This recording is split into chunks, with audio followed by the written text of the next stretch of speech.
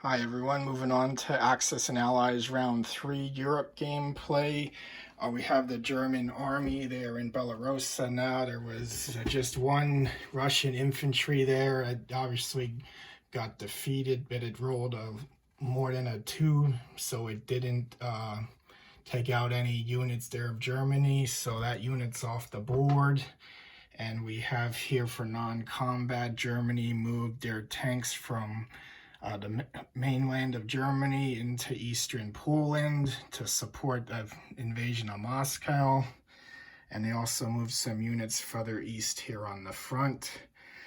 And as far as over here on the other side, they placed their units here that they bought for round 3. They bought 4 tanks, 1 artillery, and 6 infantry. As far as another non-combat move, all they're going to do with their navy is just put it into the English Channel here, and that will do as best as they can to defend against the oncoming British and American invasion into either France or Belgium. So yeah, in this round, pretty much Germany was forced to do a concentrated attack here and try as best as they can to hopefully survive the Russian counterattack to put an attack on Moscow, because the Allies are pretty much ready here to do the D-Day invasion, and 2 fronts will be opened up here. So on to Russia's turn. So Russia's turn in round 3. They are counterattacking Belarusia, Minsk. This is a huge battle here. This is the biggest battle of the war so far here. Russia goes pretty much all in here with most of their forces here on this counterattack. As far as Germany, they're defending with 16 tanks, 4 artillery, 1 infantry for 21 pieces total. And Russia is attacking with 2 bombers, 3 fighters, 1 tank, 28 infantry, and 6 artillery for 40 pieces total. As far as the dice roll goes, infantry, they take out units with just a die roll of 1 or less. If artillery is 2 or less, they do increase 1 infantry value to 2 or less, paired with an artillery. The bombers are 4 or less, the fighters are 3 or less for a hit, and attacking tanks are 3 or less.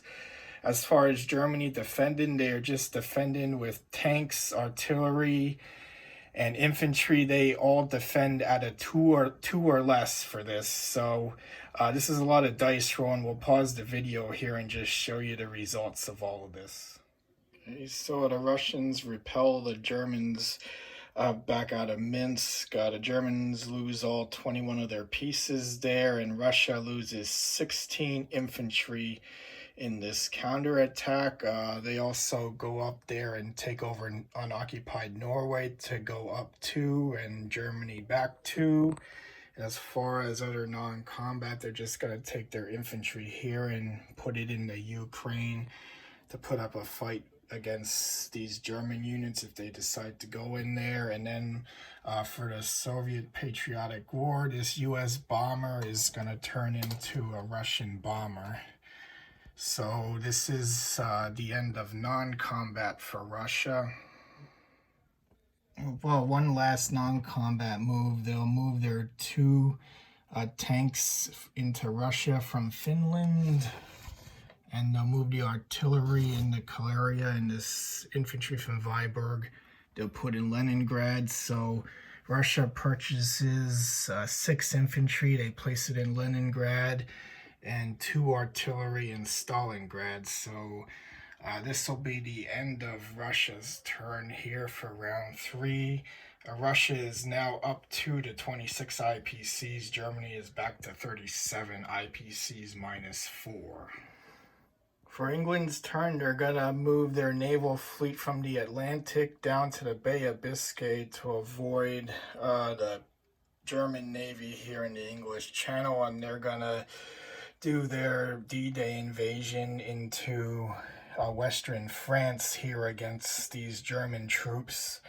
And they are also, German intelligence is bad here. They're going to take their transport, move it 1 movement here, They're going to load the tank on there, and then they're going to go over here and go into unoccupied southern Italy to put Germany back to there. So Germany's going to have to spend some money here to put some forces in northern Italy to try and take this back and get this tank out of here. England will win the battle here for France with 2 tanks surviving, and they purchase 4 infantry and 4 artillery with their IPCs, and also there was a non-combat move here. We've moved the destroyer 2 spaces there to come up here closer to the mainland, and then England collects their income here. They're up to 26 IPCs now. To end round 3, the US is going to take their military units on United Kingdom, load them on a transport, and then unload into France here to support the British here that are already landed. They're going to take their destroyer over here and move it 2 spaces. That'll free up the British convoy there, give 5 IPCs back to England. And then they're going to load up 2 transports with those 2 infantry and 2 artillery. And we are going to move these 2 spaces into the Azores Sea there with support from the British destroyer. That also keeps them out of range of being attacked by what's left of the German Navy here. We're still not sure what that Navy is going to do on the next turn yet. The U.S. will end their turn by purchasing 2 transports, 4 artillery, and 3 infantry. That 3rd transport is there from the other turn. So that ends round 3.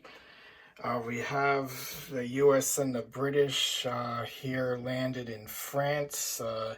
Germany is going to be doing a plan to counterattack that, but Germany is not looking too good over here on the Eastern Front. They're going to seriously have to figure out what they're going to do there. So that is the end of round 3 of Axis and Allies Europe.